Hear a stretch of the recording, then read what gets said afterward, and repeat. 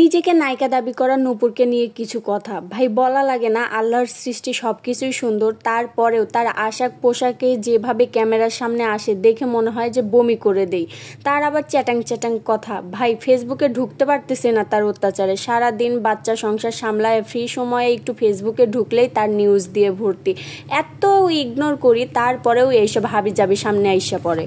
তেমনি বাংলাদেশের কিছু সাংবাদিকও হইছে রে ভাই পুরাই ঘাড্ডুমা, যেইখানে গু সেইখানেই তারা। ভাই এই মহিলা যত অসামাজিক আর বিধর্মী কাজকাম আছে সব করছে, সে নিজেই সেইগুলো বলছে ইন্টারভিউগুলোতে। তার সেরকম খোলামেলা পোশাক আশাক দেখলেই তো বমি চলে আসে। সে আবার নাকি ড্রিঙ্কও করে, এমনকি সে যে জিনা করছে সেই কথা সে বুক ফুলাইয়া বলতেছে, আর এইগুলো আবার সাংবাদিকরা মিডিয়ায় প্রচার করতেছে। ভাই সে যখন এই কথাগুলো বলতেছিল তখন কি তার সামনে মুসলমান পাবলিক ছিল না? তাকে কেন পাথর ছুঁড়ে মারলো না? আমার হলো এই কথাটা, মানে সে জিনা করছে সেইগুলো পাবলিকলি বলতেছে আর সেইগুলো সাংবাদিকরা প্রচার করতেছে।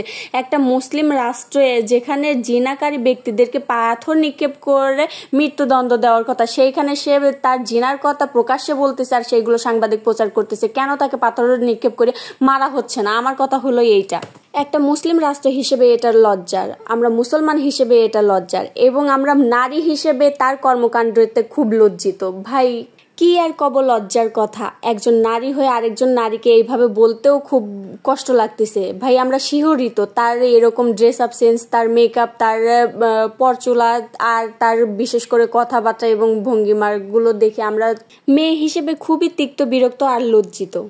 এই মহিলার অত্যাচার তো এমনিতেই থামতেছে না, তার উপর আবার কিছু মেয়ে আসছে ফেসবুকে ভিডিও বানাচ্ছে তার মেকআপ রিক্রিয়েট করতে। ভাই তোরা পারিসও বটে, তোদের ধৈর্যও আছে, তোদের রুচিও আছে। আর রুচির তারিফ করা লাগে তো এই রাজ নামের ছেলেটা, যে কিনা এই নূপুর নামের মেয়েটাকে ছেড়ে চলে গেছে। ভাই তুই যদি সাইডে না যাইতিস তাইলে তো আর আমাদের এই লীলা খেলাগুলো দেখা লাগতো না।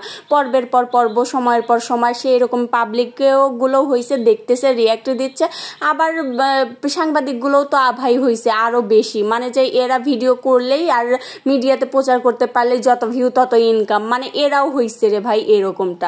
আর আমরা সাধারণ জনগণ না পারতেছি, মুখ খুলে কিছু বলতে না পারতেছি এইসব সহ্য করতে, মানে খালি আমাদের দেখে যাইতে হচ্ছে। আমরা যে প্রতিবাদ করব সেরকম অপশনও তো নাই। আমরা এই তো প্রতিবাদ স্বরূপ কি করতে পারতেছি, একটা রান্নাবান্নার ভিডিওর মাঝখান দিয়ে নিজের মতামতগুলো প্রকাশ করতে পারতেছি, এইটুকু প্রতিবাদ। তাও আবার কি আমাদের ভিডিও তো আবার মানুষের কাছে প্রচার হবে না, কারণ আমাদের তো হাতে গোনা কয়েকজন মানুষ ভিডিও দেখা ছাড়া আর কেউ দেখবেও না, তাই আমাদের প্রতিবাদটাও ওই রকম ভাবে গ্রাহ্য হবে না, মানে প্রতিবাদ করলেও সেটা গুনতির আওতায় আসবে না। এরকম একটা অবস্থায় আমরা আসি রে ভাই, না পারতেছি প্রতিবাদ করতে, না পারতেছি সেইগুলো হজম করতে। শুধুমাত্র চোখ দিয়ে দেখা ছাড়া আরো উপায় নাই, কারণ আমাদের দেখতেই হবে। ভাই ফেসবুকে ঢুকলেই তো তার নিউজ দিয়ে ফিড একদম ভর্তি, মানে করতে ইগনোর করলে তারপরেও আবার আসতেছে, একটা ভিডিওর পরেই আরেকটা ভিডিও চলে আসতেছে। মানে স্ক্রল করে উপরে যাব, নিচে আরেকটা ভিডিও, উপরেরটা দেখে আসছে নিচেরটাও এখন দেখতে হবে, এরকম অত্যাচার সহ্য করতে হচ্ছে।